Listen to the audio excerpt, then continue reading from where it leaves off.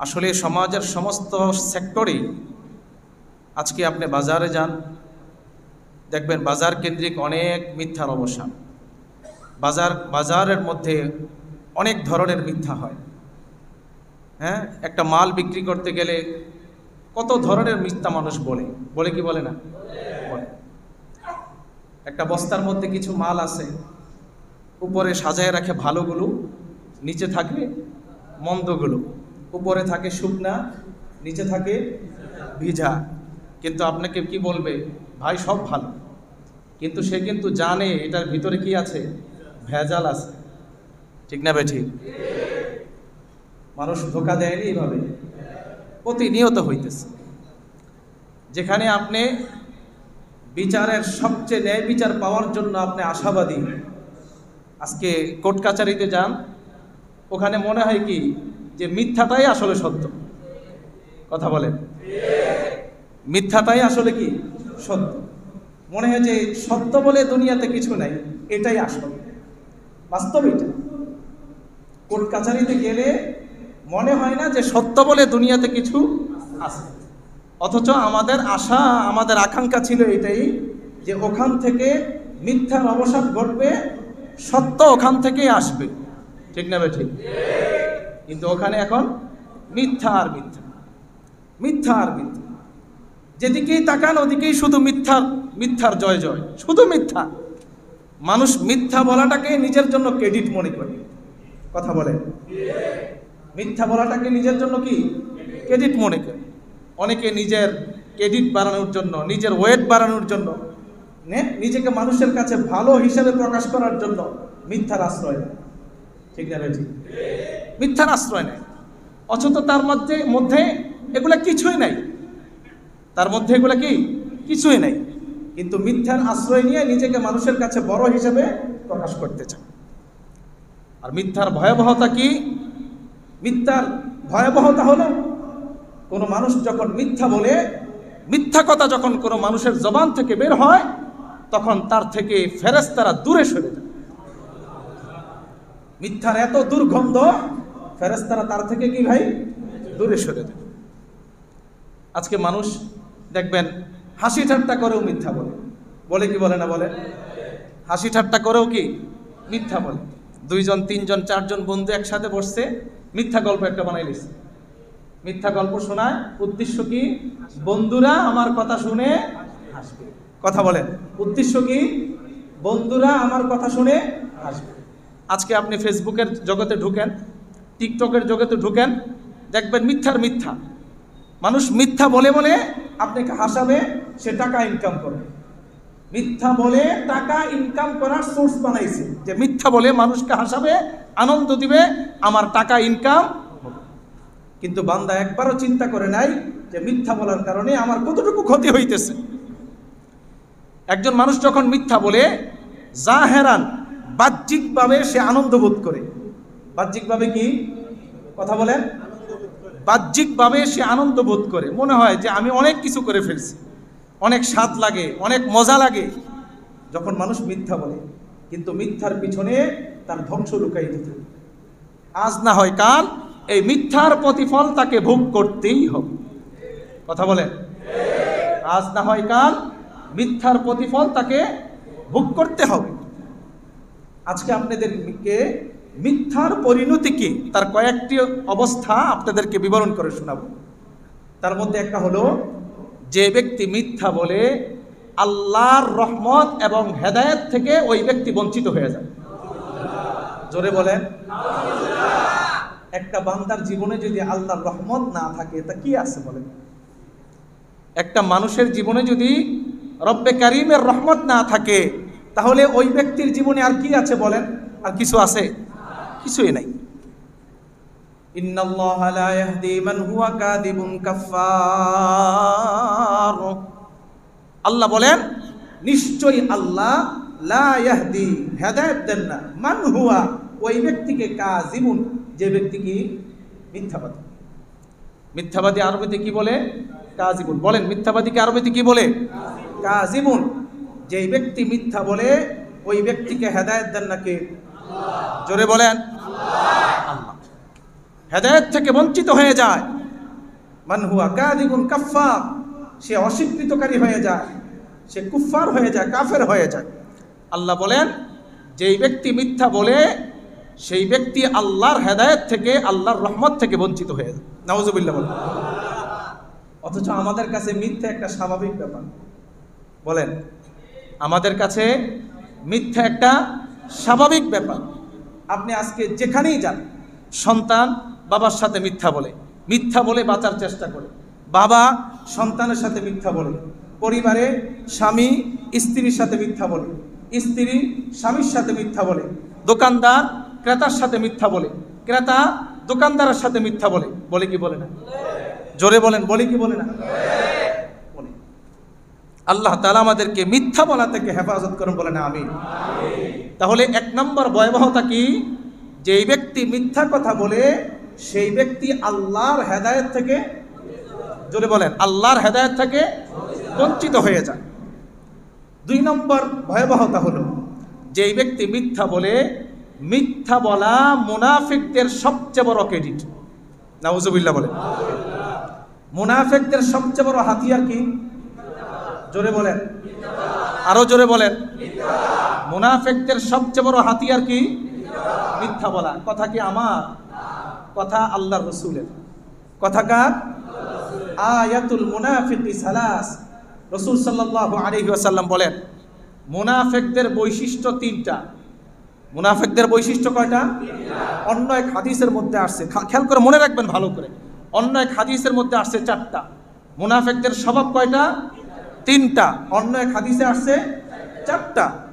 তার মধ্যে এক নম্বর স্বভাব হলো যখন মুনাফিকরা কথা বলে তখন মিথ্যা কথা বলে। নাউজুবিল্লাহ বলেন।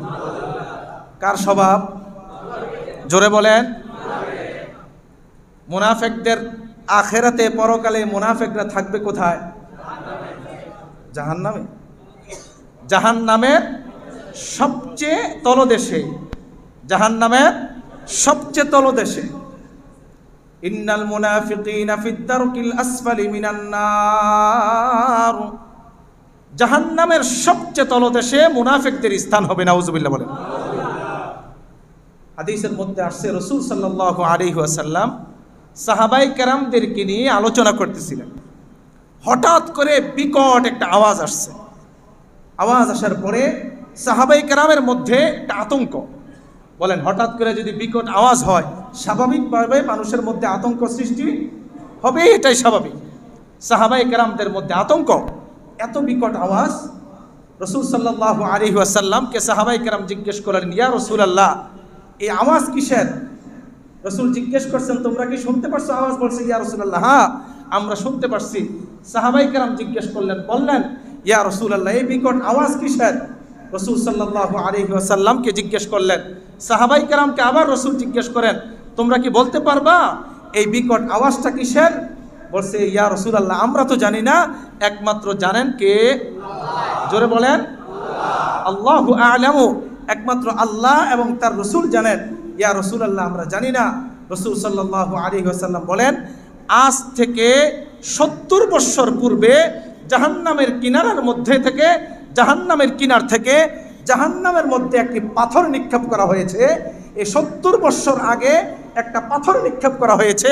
তোমরা যে আওয়াজ শুনলা, এই পাথরটা সবেমাত্র কেবলমাত্র জাহান্নামের তলদেশে গিয়ে পড়ছে। নাউজুবিল্লাহ বলেন। এখানে তো সুবহানাল্লাহ বলার জায়গা না। কি বলতে হবে? জোরে বলেন, নাউজুবিল্লাহ। কতদিন আগে ফেলছে? 70 বছর আগে একটা পাথর নিচের দিকে ফেলছে। বলেন, যদি এক সেকেন্ডে একটা পাথর যদি 1 কিলোমিটার নিচেও পড়ে, তাহলে 70 বছরে কত কিলোমিটার নিচে পড়ছে? আল্লাহু আকবার বলেন। 70 বছর আগে ওই পাথরটাকে জাহান্নামের কিনার থেকে জাহান্নামের মধ্যে নিক্ষেপ করছে। আর আজকে সবেমাত্র এইমাত্র জাহান্নামের তলদেশে ওই পাথরটা পড়ছে। ওই পাথরটা যে স্থানের মধ্যে পড়ছে ওটাই হবে মুনাফিকদের জন্য আখিরাতে, পরকালে মুনাফিকদের আবাসস্থল। মুনাফিকদের সবচেয়ে বড় হাতিয়ার কি? সবাই বলেন, মিথ্যা কথা বলা। মুনাফিকরা থাকবে কোথায়? ফি কুলুবিহিম মারাদুন ফাযাদাহুমুল্লাহু মারাদা ওয়া লাহুম আযাবুন আলীম বিমা কানু ইয়াকযিবুন। এই আয়াত আল্লাহ তাআলা মুনাফিকদের ব্যাপারে বলেছেন, ইখাদিউনাল্লাহা ওয়াল্লাযীনা আমানু ওয়া মা ইয়াখদাউনা ইল্লা আনফুসাহুম ওয়া মা ইয়াশউরুন। আল্লাহ বলেন মুনাফিকরা মানুষদেরকে ধোঁকা দেয়, মুনাফিকরা আল্লাহকে ধোঁকা দেয়, মুনাফিকরা মুমিনদেরকে ধোঁকা দেয়। আসলে মুনাফিকরা মুমিনদেরকে ধোঁকা দেয় না, আসলে মুনাফিকরা আল্লাহকে ধোঁকা দেয় না, বরং তারা নিজেরাই নিজেদেরকে ধোঁকা দেয়। অতএব ভাইয়ারা আমার, মিথ্যা কথা বলার আগে, মিথ্যা সাক্ষ্য দেওয়ার আগে এই কথাটা একটু ভাইবেন যে আমি যদি মিথ্যা কথা বলি, ছলে বলি, আনন্দের সাথে বলি, যেভাবেই বলি, কৌশলে বলি, পৃথিবীর কোনো মানুষ বোঝে নাই, আমার মিথ্যা বলছেন কে? জোরে বলেন। দুনিয়ার মানুষের কাছ থেকে আপনি বেঁচে যেতে পারেন, কিন্তু আল্লাহর কাছ থেকে বাঁচার তো কোনো উপায় আছে? এই জন্য কোনোভাবেই মিথ্যা বলা যাবে না। 3 নম্বর হলো, একজন মানুষ যখন মিথ্যা বলে ওই মানুষটার রিজিকের রাস্তা সংকুচিত হয়ে যায়। নাউজুবিল্লাহ বলেন। 1 নম্বর কি বলছি? রহমত এবং হেদায়েত থেকে বঞ্চিত হয়ে যায়। 2 নম্বর কি বললাম? মিথ্যা মুনাফিকদের হাতিয়ার। মিথ্যা মুনাফিকদের সবচেয়ে বড় হাতিয়ার কি? মিথ্যা কথা বলা। 3 নম্বর হলো, মানুষ যখন মিথ্যা কথা বলে আল্লাহ তার রিজিকের রাস্তাকে সংকুচিত করে দেয়, আল্লাহ তার রিজিকের রাস্তাকে বন্ধ করে দেয়। জোরে বলেন। রিজিক থেকে আল্লাহ তাআলা বরকত উঠায় নিয়ে যান। নাউজুবিল্লাহ। এটা বড় কথা ভাই। আজকে আমরা সারাদিন যত কষ্ট করি কিসের জন্য করি বলেন? জোরে বলেন। রিজিকের জন্যই তো আমাদের এত কষ্ট। একটু ভালো খাওয়া, একটু ভালো খাবার, একটু ভালো পড়া, এটার জন্যই তো আজকে এত কষ্ট। বলেন, এটার জন্যই তো কি কষ্ট? আপনি কোটি কোটি টাকা ইনকাম করলেন, লক্ষ লক্ষ টাকা ইনকাম করলেন, হাজার হাজার টাকা ইনকাম করলেন, কিন্তু আপনার এই কামাই রুজির মধ্যে যদি কোনো বরকত না থাকে, কি লাভটা হইল আপনার? বলেন, কি লাভটা হইল আপনার? বলেন।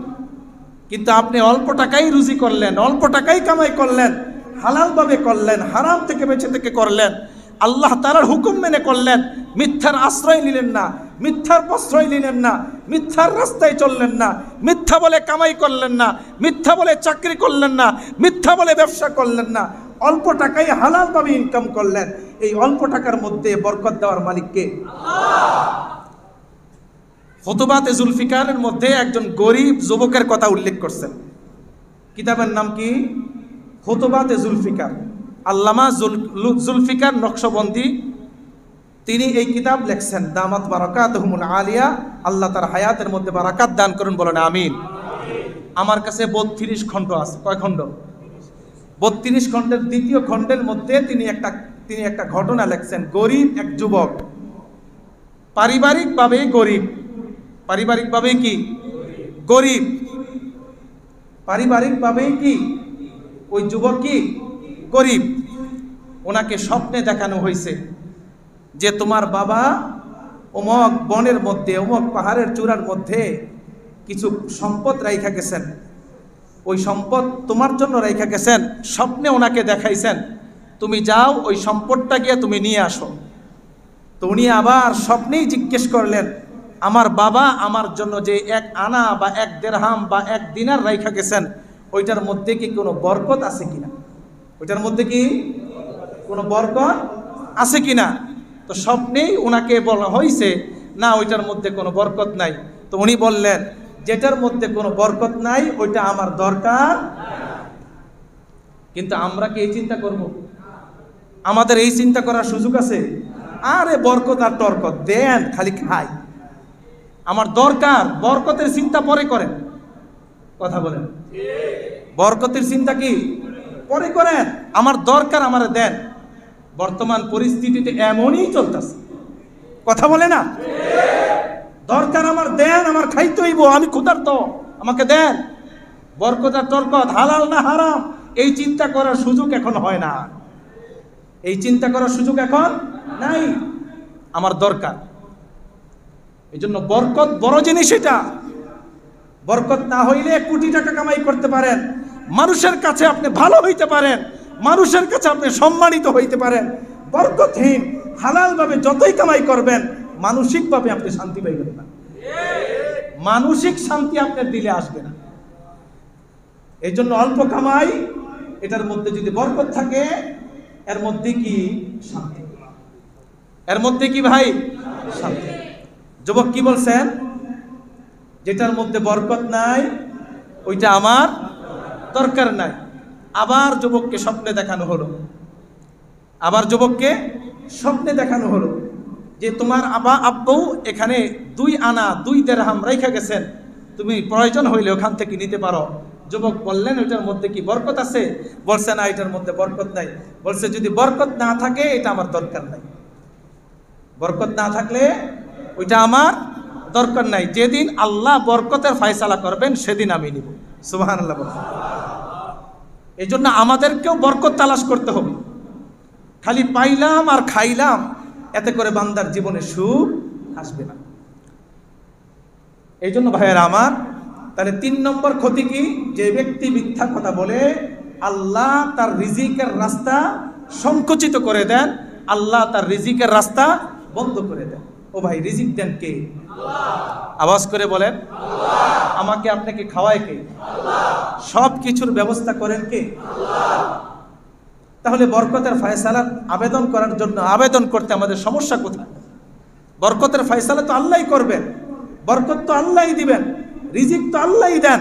তাহলে আল্লাহর হুকুম অনুযায়ী যদি আমি রিজিকটা তালাশ করি, রিজিকটা অন্বেষণ করি, হোক না কম হোক না অল্প, এতে বরকত দিবেন কে? আমি আর আপনি তো মানুষ, আশরাফুল মাখলুকাত। আল্লাহ আমার আপনাকে ছাড়া, আশরাফুল মাখলুকাত ছাড়া রাস্তাঘাটে পৃথিবীতে হাজারো জানোয়ারকে খাওয়াইতেছে না? কথা বলেন।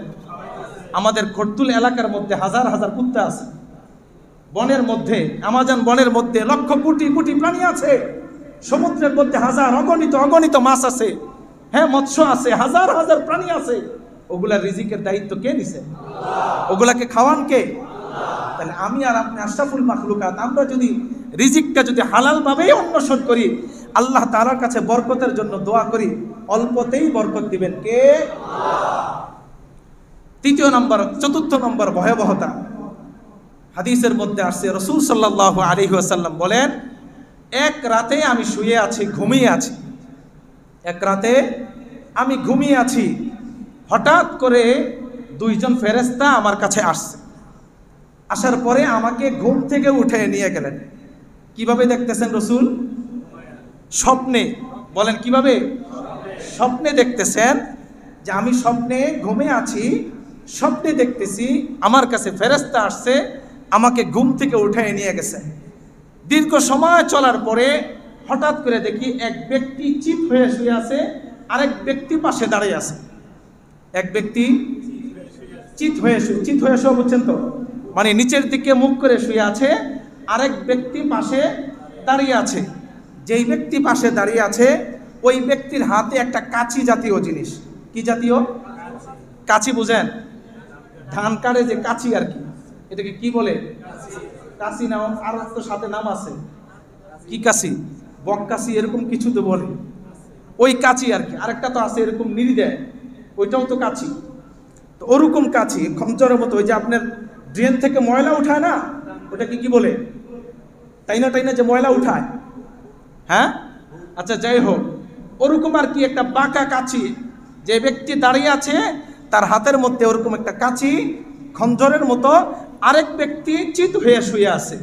রাসূল বলেন, আমি এই দৃশ্য অবলোকন করলাম, এই দৃশ্য দেখলাম যে কাঁচি নিয়ে দাঁড়িয়ে থাকা ব্যক্তি তার এই মুখের ভিতরে, চোয়ালের ভিতরে তার কাঁচিটা ঢুকাইয়া একবার টান দেয়, টান দিয়া পুরা একেবারে গলা পর্যন্ত ছিঁড়া ফেলে।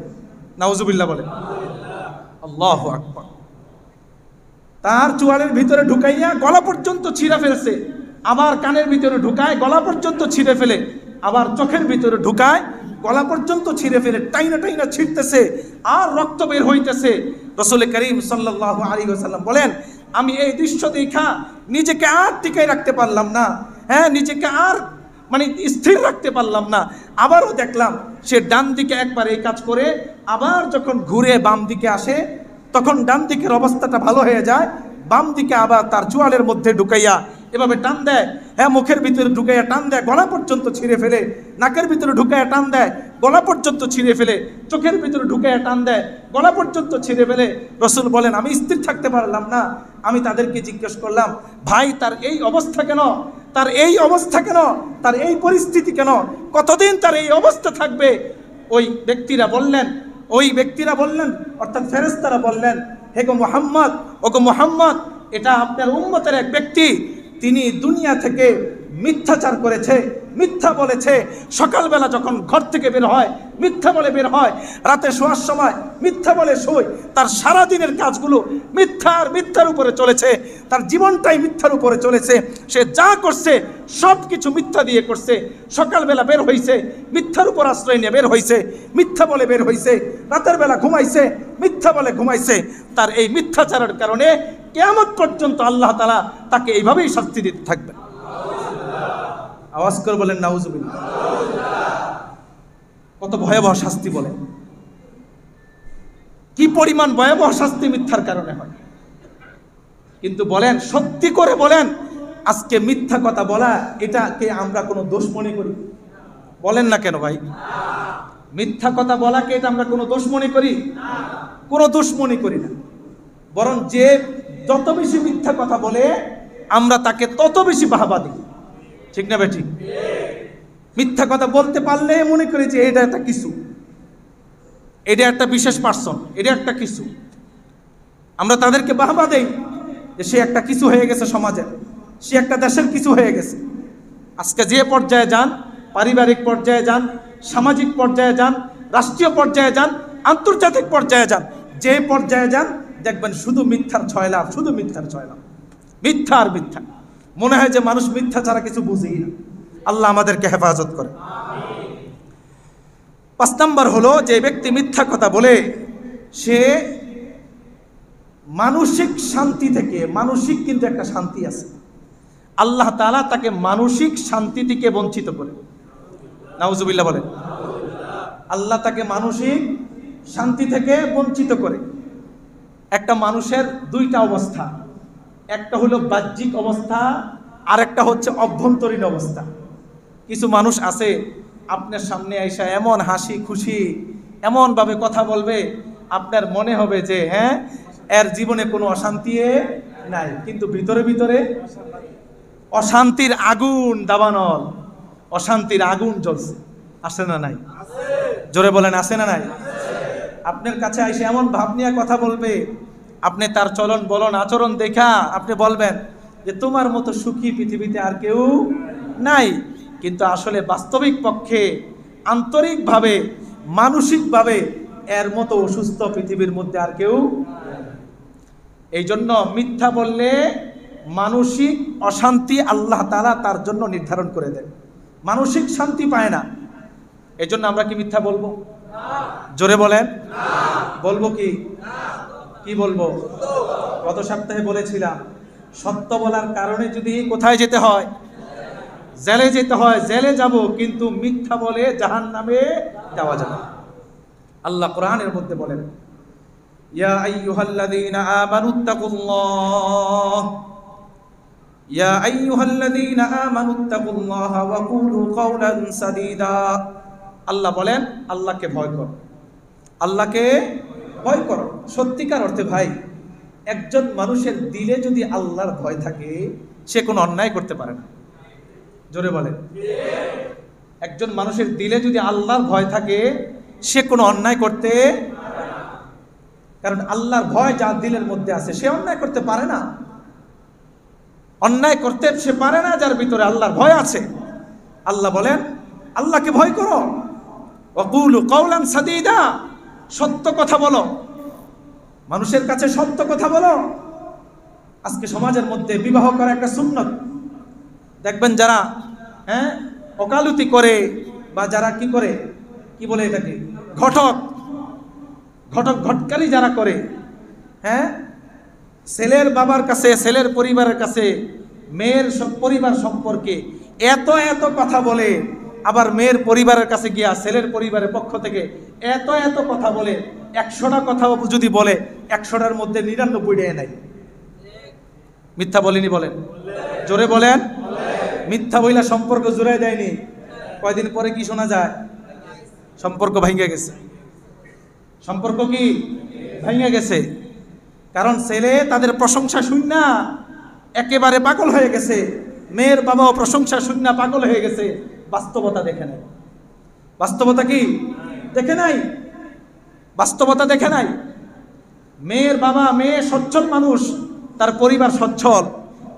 ছেলের বাবা গরিব, একেবারে নিম্ন শ্রেণীর মানুষ, কিন্তু ঘটকালি ওই ঘটক গিয়া মেয়ের বাবার কাছে এমন কথা বলছে, মেয়ের বাবাকে এমন বুঝাইছে যে আমার চেয়েও মনে হয় ছেলের বাবা কি ধনী বেশি।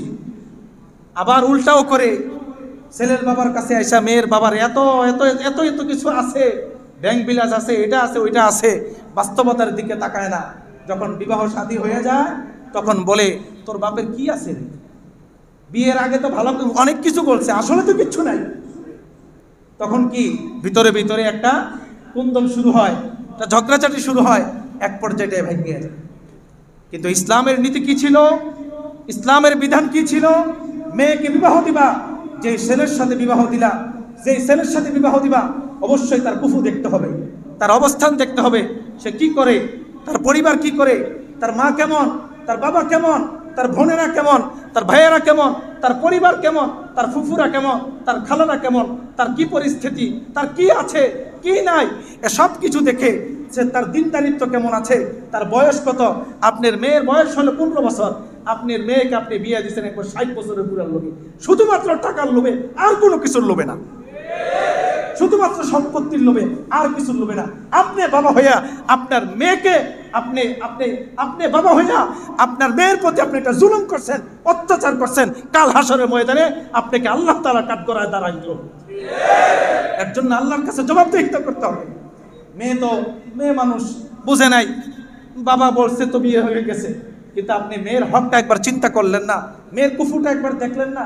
15 বছরের একটা মাইয়ার নিয়ে 60 বছর 80 বছর একটা বাড়ার কাছে বিয়ে দিলেন, নিশ্চয়ই আপনি মেয়ের উপর জুলুম করছেন, কোনো সন্দেহ নাই এতে।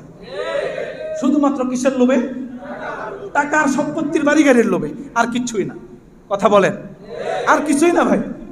আপনি খুঁজে দেখেন ওই মেয়ের বাবার দিলের মধ্যে টাকার পয়সা আর সম্পত্তির লোভ খালি এরকম খামসাইতেছে, কোন সময় পাইব? শুধু টাকার লোভে। আজকে সমাজের বাস্তবতা এইটাই, আপনারা ঠিক বলেন আর না ঠিক বলেন, এটাই সমাজের বাস্তবতা। অথচ তোমার কুফু দেখার দরকার ছিল। ছেলের বয়স 30, তোমার মেয়ের বয়স 20, 16, কোনো সমস্যা নেই। ছেলের বয়স 35, কিন্তু তুমি বিয়ে দিছো 80 বছরের বুড়া লোক, তা নিশ্চয়ই তোমার ভিতরে কোনো কিন্তু আছে। আল্লাহ আমাদেরকে হেফাজত করে। আল্লাহ কি বলছেন? কওলান সাদীদা, সত্য কথা বলো। এখানে অনেক মজাদার একটা কথা আছে, ভালো করে বসেন, শোনার জন্য ভালো করে বসেন। আল্লাহ সত্য বললে কি প্রতিদান, কি পুরস্কার দিবেন?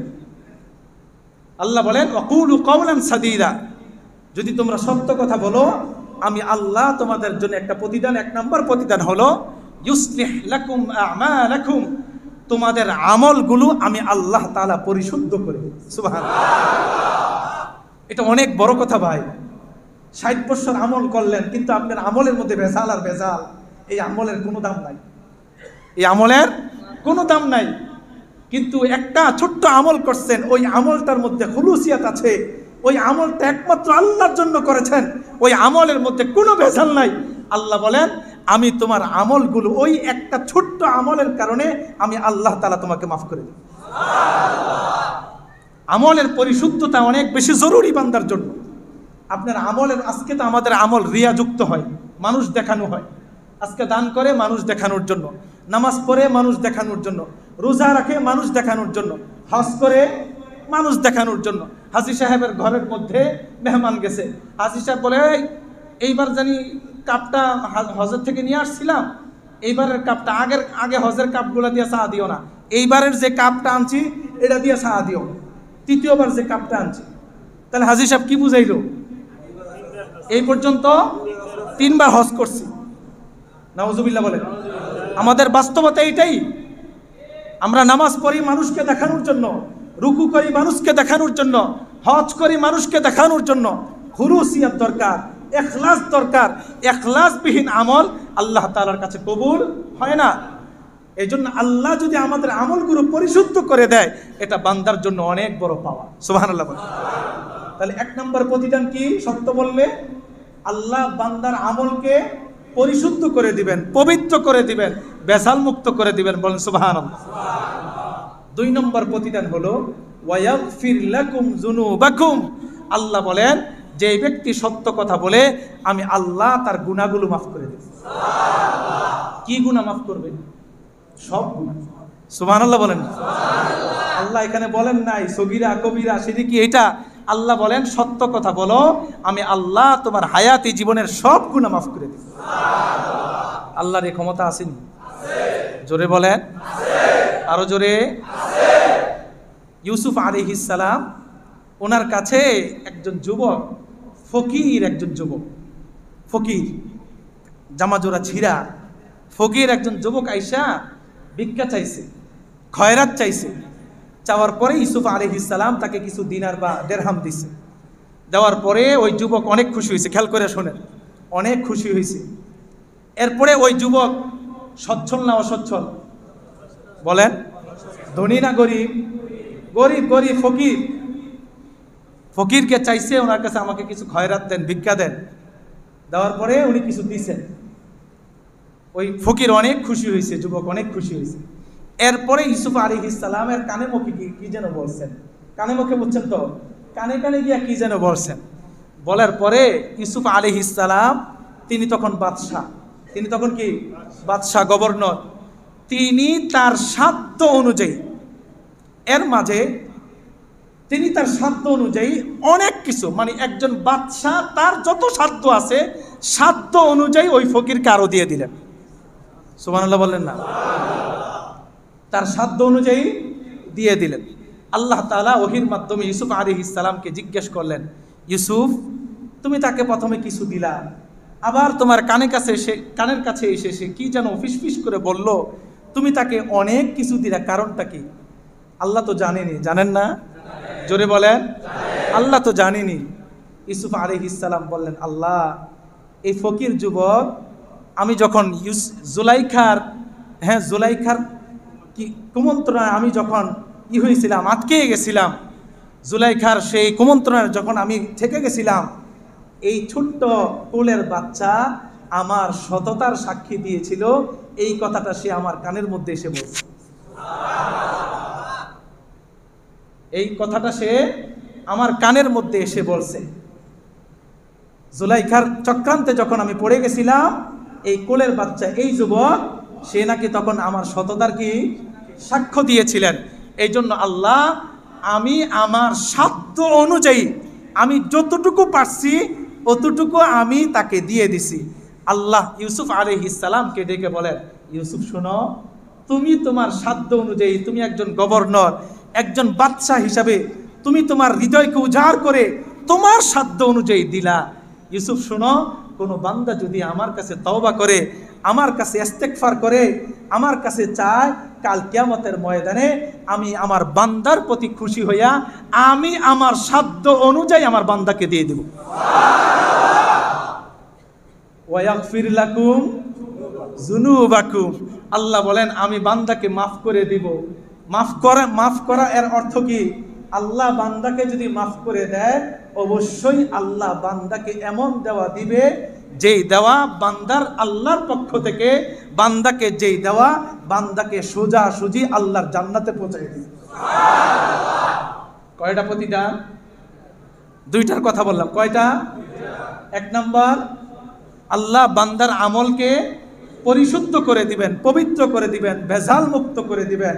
2 নম্বর প্রতিদান হলো, সত্য কথা বললে আল্লাহ বান্দার হায়াতি জীবনের সমস্ত গুনাহ মাফ করে দেবে। আল্লাহ তাআলা আমাদেরকে মিথ্যা থেকে বেঁচে থাকার তৌফিক দান করেন। সদা সর্বদা যেন সত্যের উপর, সততার উপর থাকতে পারি, অটল অবিচল থাকতে পারি। আল্লাহ আমাদের সবাইকে যেন সেই তৌফিক দান করেন। ওয়া আখির দাওয়ানা আনিল হামদুলিল্লাহি রাব্বিল আলামিন।